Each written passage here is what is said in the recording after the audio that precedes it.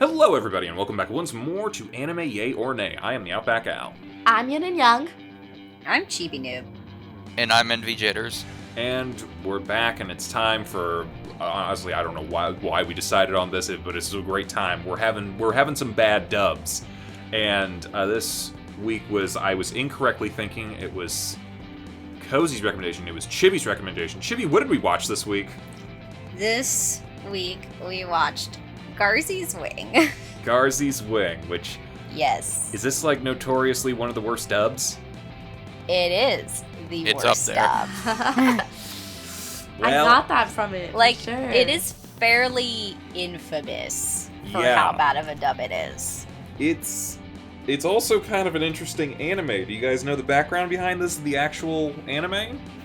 Apparently it's part of like a long-going series, and apparently the director, from what I read on, Wikipedia, that said that, I want the English actors to have the exact same tone and inflection as the Japanese actors. Oh god, why that's what the problem is. That's why they talk the way they do. That might have been a big mistake. That was not good direction. Yeah. No, not at all. But yeah, the guy who created this, I need to bring up the actual title of it, but originally he created Gundam. So, and a couple Wait, series... the creator of Gundam made this? This was made by the creator of Gundam. Yeah. Made Gundam in 79, made a couple other things. Turns out after they did the compilation films, Gundam got big. Mid to late 80s, he makes... What was it called? His name was Yoshiyuki Tomino. Yes. Tomino? I never know how to... Look. Yoshiyuki Tomino. There you go. Hey, you got it. Yeah, created Gundam and a couple other things. Did a number of stuff, but let's see here. So the original show that this spun off of was called Aura Battler Dunbine, which fantasy mecha science fiction isekai show, had like 49 episodes. It was sort of like his own original creation, same thing with the Gundam thing. And Garzey's Wing is a spin-off set in the future of this world. So I think going into this, we should have seen Aura Battler Dunbine, because that gives us all the context for the actual world itself. I think that's why I felt so confused. Yeah. One of the biggest problems I had, besides the dub with this OVA, is that it's basically in medias res, the anime. Like, it doesn't, like, it gives you the bare minimum of the background. Oh, it explains absolutely nothing. Anything I got from this, I think I figured out most of what was going on entirely from context clues, and I could be very wrong about a lot of it. So yeah. Like, they take place in the same world, but I even feel that with watching Aura Battler Dunbine and its sequel series, I probably still wouldn't have understood what was going on. I feel like, at least with Aura Battler Dunbine, you have 49 episodes and like a couple OVAs and stuff, where they'll probably explain the majority of what you need to know. This is like going into... God, how should we describe this? Is this like going into The Rise of Skywalker, having seen no other Star Wars films? Maybe, but also it's just kind of... I don't know. Like, nothing was really being explained. So I feel like... Yeah, because I think you were supposed to watch the other series first, so you know. But then generally. Why would they dub it this way then? Okay, it's like going into the Boo saga and seeing nothing else of Dragon Ball or Dragon Ball Z. That's actually a much better description than mine. I'm But sure people still, did go into Rise of Skywalker and enjoyed it, having never seen another Star Wars movie. But was the original series ever dubbed? I'll take a look. I'm not sure. Maybe. Because, I feel like that would have maybe helped it. But if they never dubbed it... Yeah, it was then dubbed. I think... Okay. Yep, it was dubbed by ATV. Okay. Interesting. Did it come out before Garzey's Wing? Yeah, like 1988. Okay. Sorry, wait. No, 1983. I think it was Okay. dubbed in 88. Garzey's Wing came out in like 99 or 96. 2000. It was 96. What? Oh my god, that was the year I was Okay. born. The dub came out in 2000, but the original anime was from 96. Okay. Yeah. And I gotta Yeah, say, overall, I think it has a very nice, like, 90s art style aesthetic kind of thing going on. I mean, it does. It definitely does. I don't know. I feel like this is a little bit. The time frame, I feel like, was probably just a bit off. Yeah. Should we? I'll be completely honest. You know what this story, as loose as I was trying to follow it, you know what this story kind of reminded me of, and you guys are gonna think I'm fucking insane for making this comparison. What? Exodus? Okay, you beat me to it. You beat me to it. Yeah, no, absolutely. That's what we were saying. We should just go into plot because this is literally what's going on. Like, a guy is going to his high school reunion when his mind is split between two worlds, which is honestly the first I think I've seen that for an isekai, where you're both living in the real world and the fantasy Yeah, that world was at the kind of same interesting, time. not gonna lie. Good on them for thinking of that one.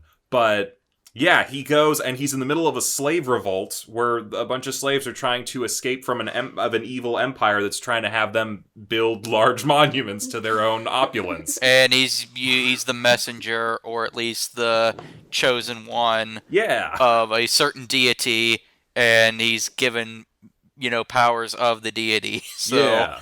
Yeah, it's Exodus. Yeah, this is just Exodus. I was actually like thinking, like I was saying to you, we were watching this, and I was like, I feel like I'm watching like an adult version of like those like Tales from the Bible animated shows. Those videotapes. you mean Veggie Tales? No, not Veggie Tales. They were like actual like here's stories from the Bible kind of Yeah. thing. Like I was waiting for like some guy with a slingshot to go up to a giant or something. But it's like, and also beyond that, everyone's acting in this like they're in a middle school production of like the Passion or whatever. I don't know. Oh my gosh, and the names, like there's so many, like there's no characters in this OVA. They're just stating exposition the entire time. They're just the whole point is like the little elf thingamajiggy or whatever that race is called that follows the main character. Like she didn't have a character. Yeah, she's the plot. Like she just kind of just does whatever the plot demands of it. Pretty much. No, she's what's Zelda Fairy. She's Navi. Navi, Oh, yeah, of course. You go listen. to a fantasy world. You have to have a little pixie thing to like follow the you around. Berserk one too. Yeah, what's her name? That one sucks. I think it's Puck. Puck. Oh no, that's Midsummer's Night Dream. But was it also Puck? I thought You it was know the what? same They probably thing. would rip that Let off. me double check. I'm gonna check myself. Yeah. So, what can we say about our protagonists? They have 8 bells that I guess Yeah, it was transport Puck. them to different. Okay, they transport them to different worlds, I guess, and they have the smallest animated penis I've ever seen. I don't know if anyone else saw it. I'm not surprised if you didn't see it, but it is. I didn't see He's it. got a fucking micro dick. I don't know if I believe it was there. They showed him full frontal in a couple Yeah, of but spots. like I don't remember a dick. Exactly. No one does. But hey, he's got some giant wings coming out of his feet, like Yeah. Namor the Submariner, to try to compensate. He's making up for it. Sure, if you think so. You don't want giant wings on your ankles?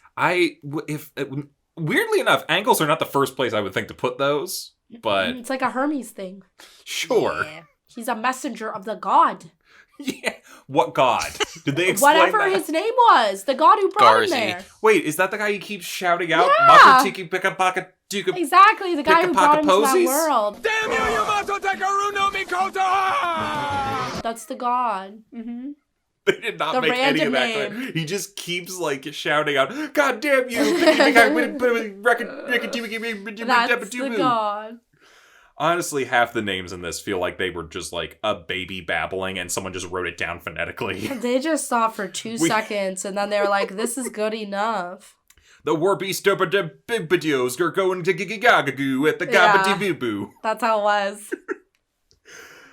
Which, hearing people, I wish I was in the booth with them, hearing people recite these complete nonsense names.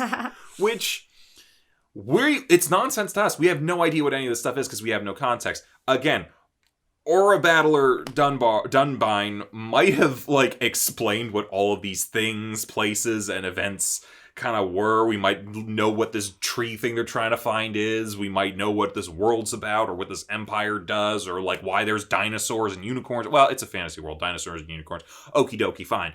But yeah, now this guy is just split between two worlds, trying to figure out how to deal with the whole Exodus thing, and I guess he's Moses. I don't know. I mean, like you said, it is a interesting concept of where your soul and your physical body are in two separate places, but the one affects the other. So I thought that's a neat concept. I don't know if I've personally seen that in another anime. I'm sure it exists, but I don't think I have. It's usually like someone else takes over your body or you're just in a coma.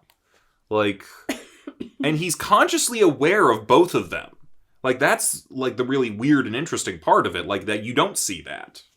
And I guess in the real world, the supposed, I'm going to call her a love interest, even though if it's not a love interest, like, she speaks through his real world body to connect to himself in the spirit world or the other world or something like that. So yeah, she's aware of that. Like, she's a reincarnation or another form of another thing. Or oh, wait a minute, I don't know. No, like, I find the funniest part. The funniest part is with the pool, where I guess he just explained it to everybody off screen because he just, like, passes out. He's like, oh no, his other self in the other world must be battling or something. Like, this is the first time you've seen this guy in 10 years, and he gives you a story like that, and we're on board. Right after he says, you certainly got sexy. Yeah, don't forget, Glasses Girl apparently got sexy. That was so random. Oh, we haven't really started talking about I feel like we've covered the plot. Some of the lines. It's nonsensical and insane for the most part. Oh, let's talk... Well, we can talk about the ending later. But, like, yeah, some of these lines. Mostly it's just bad direction, I think. Like, some people are just constantly yelling. Or, like, just reading off a script just as blandly as possible. And, like, it's kind of funny to, like... Do you guys ever see Kung Fu Hustle? Or no, not Kung Fu Hustle. Kung Pao Enter the Fist. Is that like a ripoff of a Chinese film or something? Yes, no, sort of. It's really its very own genre almost. I will have to show you at some point. But essentially, they took Kung Pao Enter the Fist is a movie where a man green screened himself into a 1972 Kung Fu movie and basically redubbed everybody himself. Okay, that just sounds hilarious. Yeah. Oh, it is. It absolutely is. It's one of the dumbest and funniest movies. It's actually, the guy who made it is, Odekirk. The brother of the guy who's on Better Call Saul. Did Bob it. Odenkirk's Yeah, brother. yeah. And, yeah, so, but there's, like, one scene where he just, like, goes into a place to buy, like, peanuts or something, and he's like, I would like a pound of nuts, please. And the guy's just like, That's a lot of nuts! it's like, and he's like, why are you shouting? I'm like, that's how you were talking about Star Wars earlier. Did you ever hear of the Thumb Wars? Chinese bootleg? No, the Chinese bootleg of Revenge of the Sith. No, I did not, but weirdly enough. Oh my gosh. Wow. I think it's called Backstroke of the West or something like that.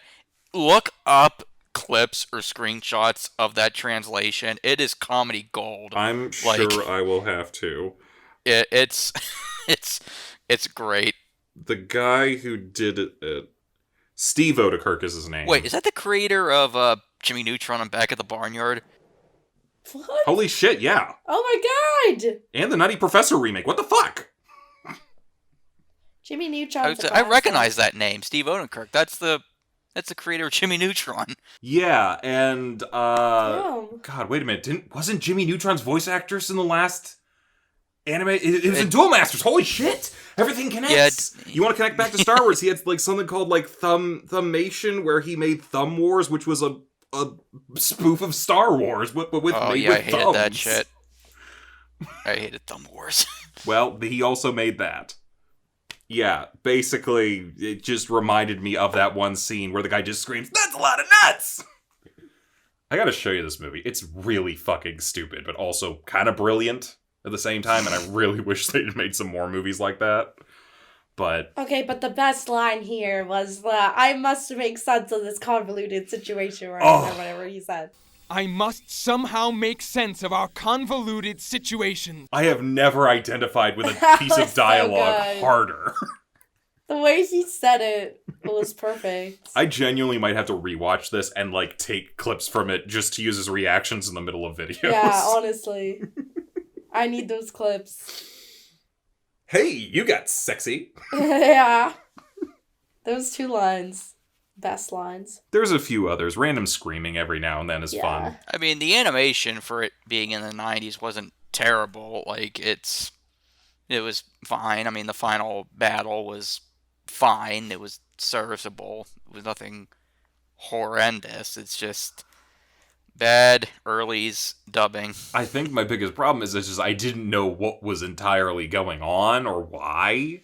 Like, I get the basics of rebellion, escape, run away, and people pursuing, but it's also like, I don't know who any of you are or why I should care about you entirely. Oh, wait, what about Cloak Guy? He was the mercenary? Oh, yeah. Yeah, he's like this... You're thinking he's gonna be like some sort of mentor character or something who's gonna show up and teach you the way of the Force or whatever. Mm-hmm. But he's just like a mercenary, which is okay, he's fine. But like he has no lines, and then like right at the end he leaves like, okay, see you guys. Yeah, like, he had the weirdest that voice should not have come out of you. It was so weird. Oh, God. This was fun. This was actually a lot of fun. I mean... It felt like some of the really funny lines kind of slowed down near the end. Kind of started to drift a little bit. But then we had that ending with... do you guys remember the ending of Grease? Where they fly off in the car? Yeah. Mm-hmm. And no one knows why? Yeah, wait, they actually flew the car at the end of Grease? Yeah. Wait, you haven't seen Grease? Nope. Well, Yep. I spoiled Grease. I mean, I don't care. I know how it ends. Yeah, so, dude's hanging out with his girlfriend in the real world while also traveling with the people in the other world, and I guess their moped grows wings and they go to the other world? I'm not sure what happened. I mean, he gets Garzey wings in the real world, and they don't explain how that comes about. I still don't know what a Garzey wing is. Maybe it's explained in Or a Battler Dunbar. It's those wings on his feet. I know what they are. I don't know what they are. It's his God-given power. Cool. So, but like, they came off and killed a dinosaur. What? I don't know. What did they do? How did they work? It. Also, based on how they talk about them, they constantly say, oh, Lord Chris, where's Garzey's wing? Is he the holy warrior yet? Like, clearly there's like some sort of disconnect where this is not just something he's allowed to do. No, it's just some sort of mystical power. Okay, and they don't explain how any of it manifests. Again, maybe it's over an ABD. Not sure, but I don't know. This feels like a very inconsistent thing. I think the only reason he's here is because he's literally just from another world. He has no control over his otherworldly powers. I mean, who knows? Maybe they do explain it. Maybe it has something to do with, like, some world building that's from the other thing, but I'm not really sure. I gotta assume that. I mean, I'm guess, like, how far in the past does the original series take place from where we're at in the current timeline, I guess? As far as I'm aware, a really long time ago. I mean, that might have just been something that, like, just sort of, like, popped up. Who knows? Okay, this is literally from the Wikipedia. Or Battler Dunbine and its sequel OVA also occur in the fictional land of Byston Well, technically many centuries in the past. The chronology of ABD in this anime do not match up. Okay. So... But that doesn't tell us where Garzey's wing comes from. Exactly. No idea.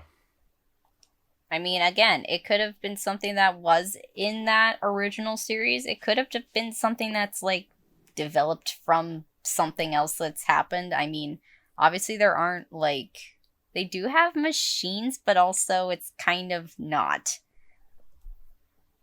They spend the entire movie trying to get to this freaking tree, and they don't, and they tease at the end, oh, we're gonna get to the tree, and then they reveal that the tree's in the real world. It's like, okay.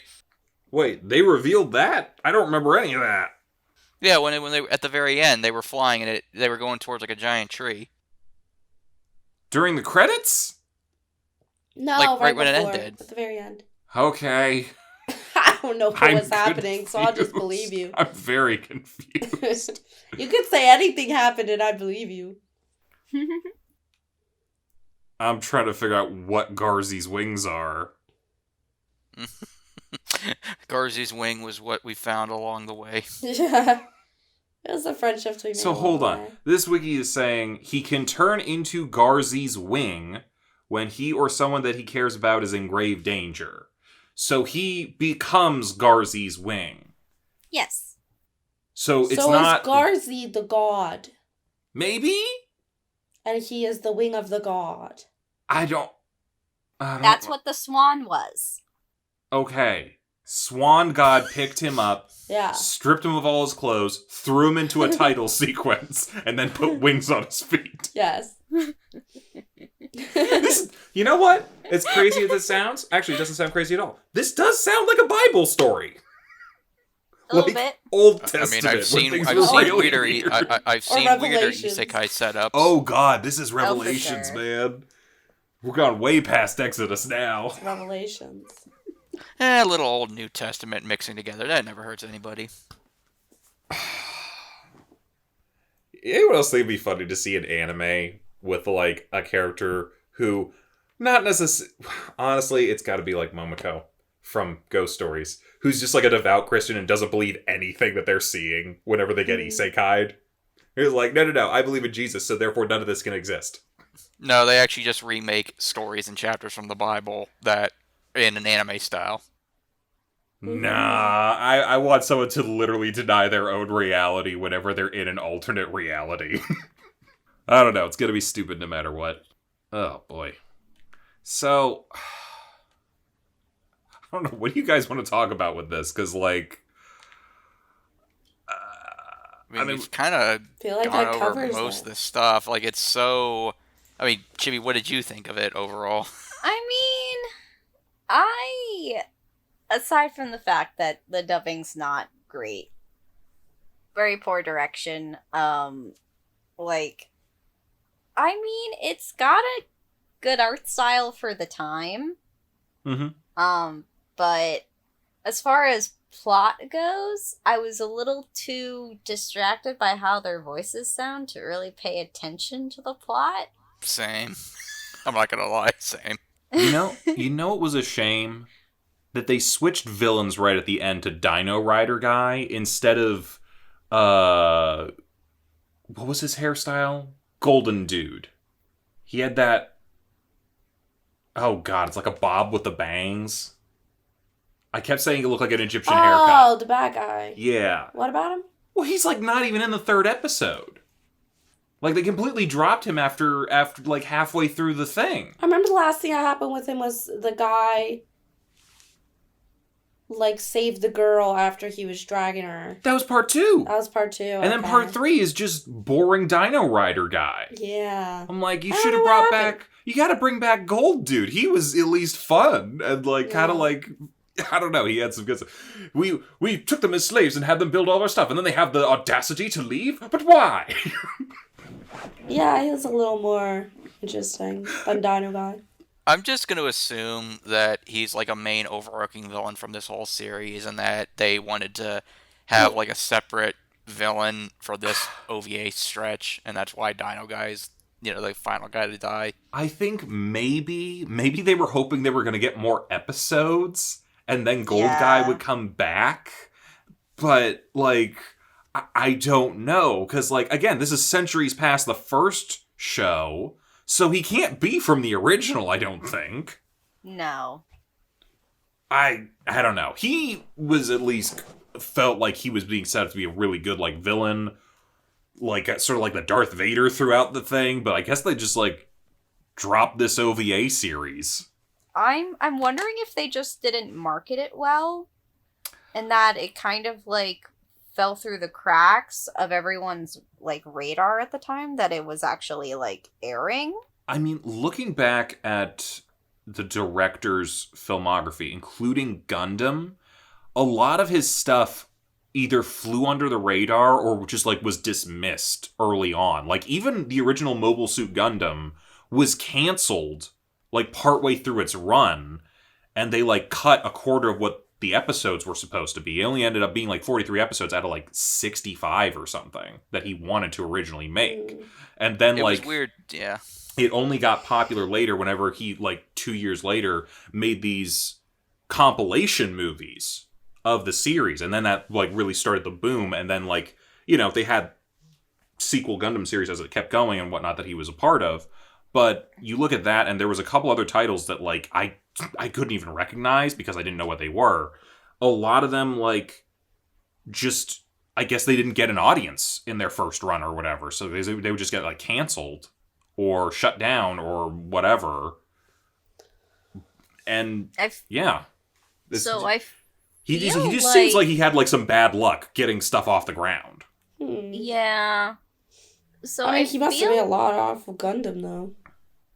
Well, yeah, eventually. Yeah. But like it took like 2 or 3 years before anyone like was like, "Oh, this is actually like, you know, you should make more of this." That's like so famous now, you know. I know, looking back, it's like, you know, but yeah. Like, I will say, like, this is kind of more, like, the original series is more in the middle of his run, and then Garzey's Wing is at least 13 years after that. So I feel like if the original had, like, a lot of fans, then I feel like they'd probably fell off of it, like, 13 years later. Maybe that's the case.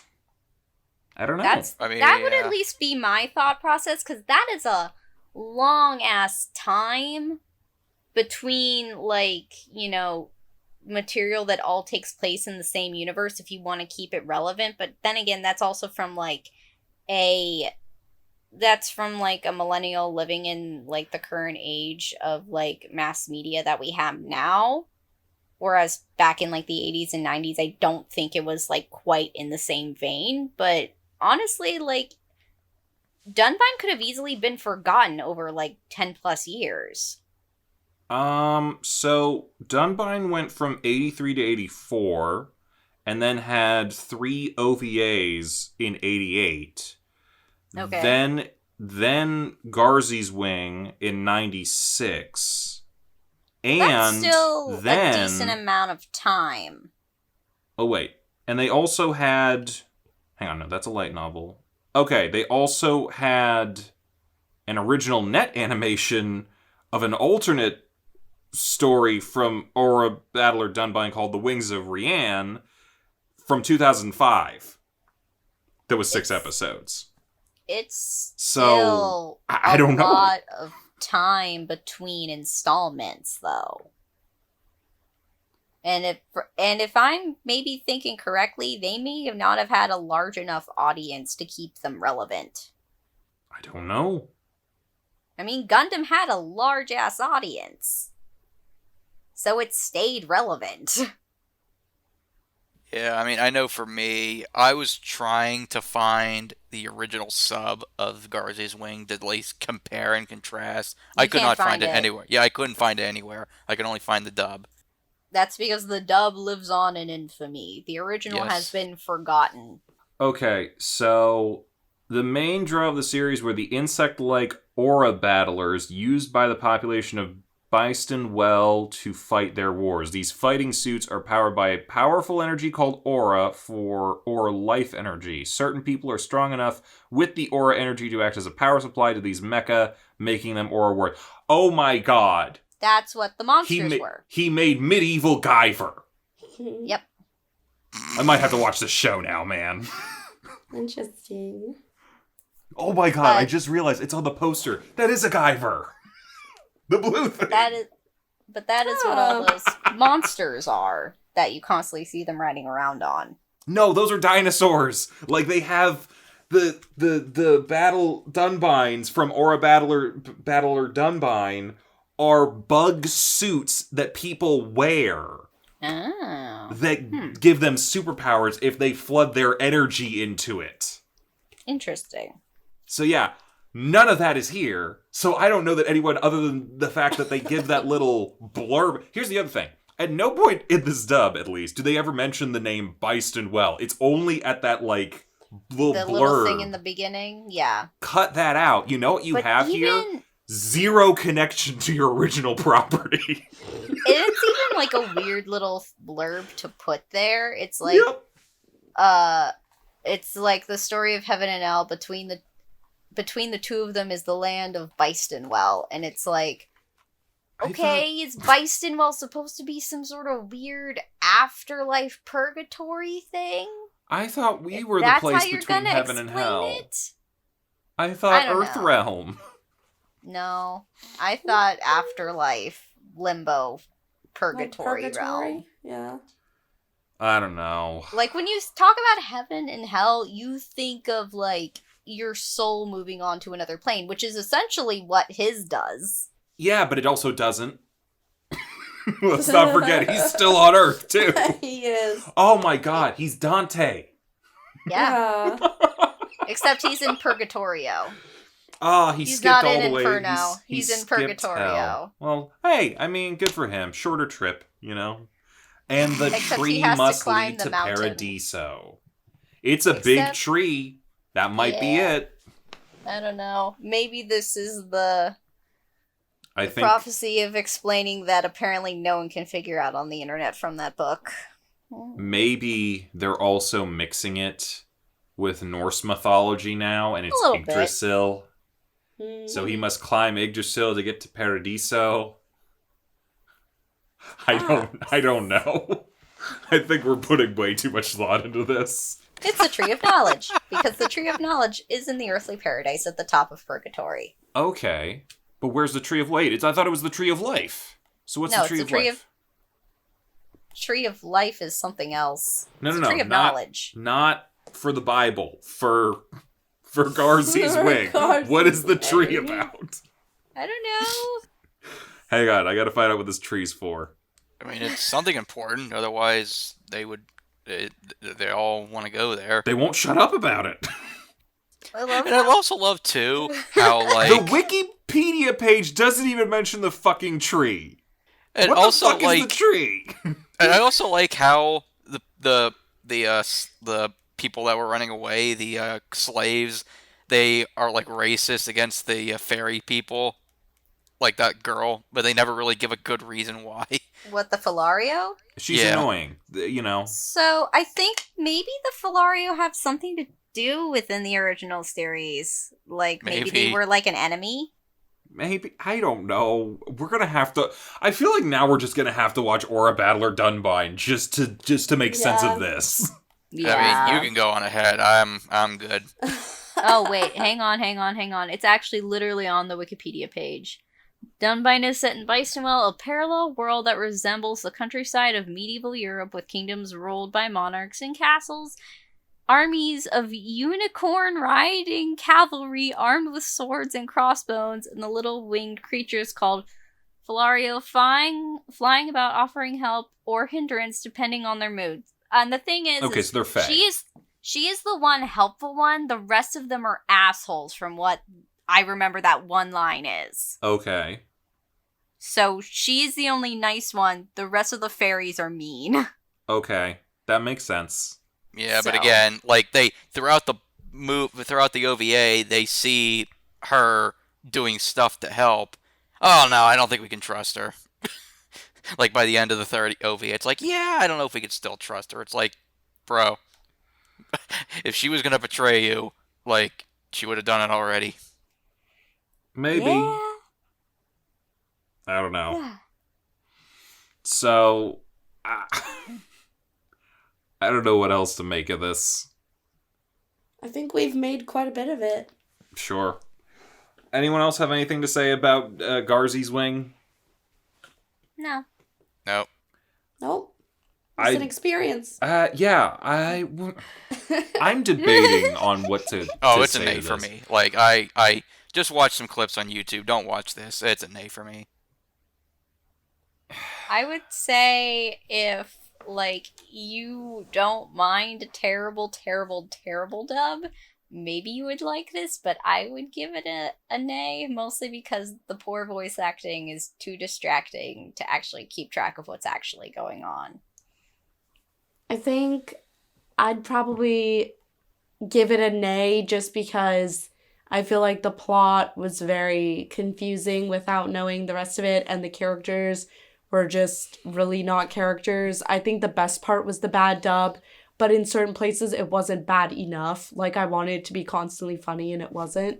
So, like, I'd say it's an A. Yeah, I think that's about what my thoughts are. I'm, like, really trying to, like, figure out what do I say here? Because on the one hand, when it's really bad, Yeah, it's it was really, like, okay, when it's really bad, good. it's good. But But it it's wasn't also bad consistently okay. enough. If I'm looking at this, like, just as an anime, as a story, as characters and all that sort of stuff, yeah, it's an A. I was like, do I want to call this a meh? It's not a meh. It's not forgettable. It's, like, I'm gonna remember this shit. But... Especially now that you seem so invested in looking up the original. Yeah. Well, here's the thing. Part of me is like, would I watch this again? And I think, Envy, you got it right. I would probably just look up clips. But here's the thing. I don't know how many clips online there are of this. Oh, there's a whole fucking compilation. Oh, well, that's fantastic. I need to find all the best lines because I want to use them in things. Like, literally after the first episode is listed there on YouTube, they have a literal, like, hour-and-a-half compilation video from 2015. Okay, that's just the whole thing, because this thing only comprises an hour and a half. No, Well, but they have, like, the clips all mixed up. Oh, okay. Yeah.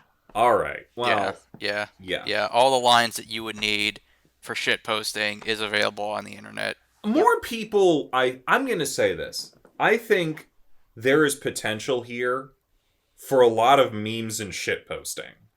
I want to give it a light yay. Just for that, because I want people to go out and look at it. I really feel like, because especially nowadays, because, you know, I've talked before about how, like, anime goes really fast nowadays, and I feel like sometimes we forget a lot of things that used to come out, because, like, maybe they weren't as popular or whatever else. Like, I think we do need to look back sometimes on older properties, because we could be missing out on a lot of gold. Like... There are... I don't know. There's the dubbing company that did this, which I think was like called like Central Park Media. As far as I'm aware, the only other thing that they did of any note might have been like some of the Slayers series, which I know was popular back in the day. And the only other thing I really recognized on their stuff, other than the occasional like really random anime movie, was... yet another random anime movie called A Wind Called Amnesia, or A Wind Named Amnesia, which I kind of think is a terrible fucking movie, quite frankly. But it's one of those, again, it's a bad dub, and it's kind of funny, and I feel like there's a gold mine there waiting to be struck. And I feel like we need to maybe sometimes look back at older shit to kind of, I don't know, dig up some new stuff. Because here's the thing. Where did that, Is This a Pigeon come from? That was an older anime. Honestly, I don't even know. Exactly. I know it. If you told me the name, I'll remember it, but I don't remember it at the top of my head. From the context, I did actually see the scene. From the context, I think the guy was a robot. I'm not sure. But okay. Regardless. That makes more sense. I think there's a lot of really old anime memes that could be dug up. And this is one of the ones. True. It has some good moments. Oh, yeah. Not gonna deny. Hey, you got sexy. Yeah. No. So, at the very least, I think this and some other things are worth But I looking do at think, some point. like, I found a compilation of the funniest moments that was, like, 4 minutes. Is that the best ones? And it was Send the to best me. I'm gonna need them. ones. I'm gonna need them. I don't big know time. if it had sexy or Well, not. as long as I get a couple other things in there. You might have to find sexy yourself. As long as it has... I need to try to figure out this convoluted plot. It does have that. It does I have that. need that. Because, like... Yeah. It has to. That line is That was good. the best line. Like, are you... It's like the dub suddenly became self-aware. Yeah. It might have just been the actor He needed talking. to take a minute. But yeah. Okay. Yeah, I think that's that's all the thoughts we really had. Yep. This, right? Okay. So let's talk about next week, which Well, kind of before we do that, I do want to bring up one thing. I think I know what it is. Yeah, I mean, it's not related to anime, but he had such a big impact on the world, and he is the GOAT. Kevin Conroy passed away, and Yep. yeah, I mean, he is Batman. Like, people will argue about who's the best live-action Batman until the end of time, but no one will deny that he's the best Batman. True. Absolutely. Always. He's the guy that you're listening to in your head every time you read Batman's voice in a comic. Yeah. He had the perfect Batman voice. Perfect Batman. Yeah. And that's a shame. And did he dub him in the English for Batman Anime or Batman Ninja? Or was that a different guy? I don't remember. I want it to being say it him. was a different guy, but I'm not sure. No, I don't think it was him on that one. I will double check. But I mean, he did the Arkham games, right? Yep. And of Yes. course, he was the animated series and so many other great ones. Oh, I'm scrolling and I just found like this gift set on Tumblr. I'll send it to you guys, but it is actually about Batman. Aw. I'm not really sure how funny you will find it, or if it's even funny at all. But We'll get to that, but yeah. Yeah, that happened. That's yeah, he was Batman for 30. He's been Batman my entire life.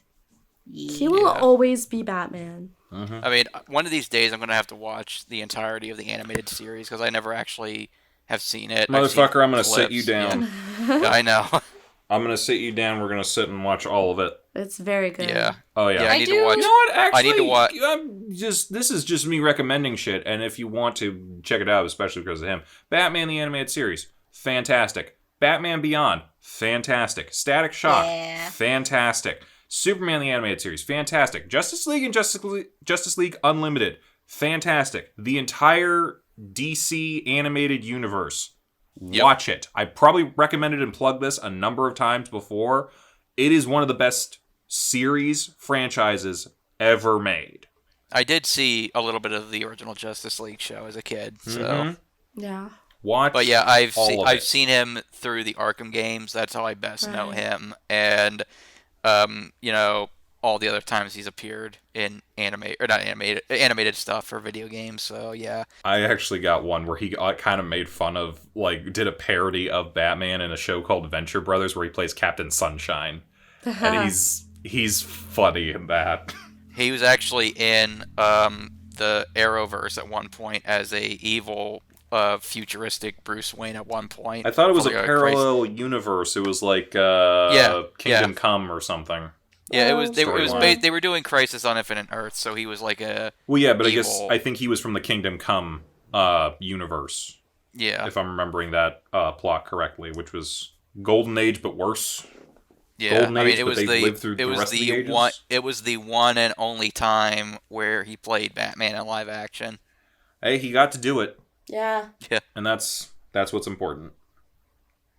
But yeah, I know that doesn't have to do with anime, but like it literally just happened. So like, you know, gotta pay tribute. Right. Okay. So, we've been watching some bad dubs, or at the very least some funny dubs. Some, I won't say Duel Masters was bad. I definitely won't say Ghost Stories was bad. This was bad. So we wanted to do something for the end of the year, kind of do like a series of stuff, sort of thing. And we thought that the thing to do. So a few years ago, I don't know if you guys remember, we did a thing about Dan Green, the voice actor, and unintentionally along the way, kind of did a showcase of a lot of 4Kids work, which was actually why we wanted to do One Piece that started off the Shonen Showdown.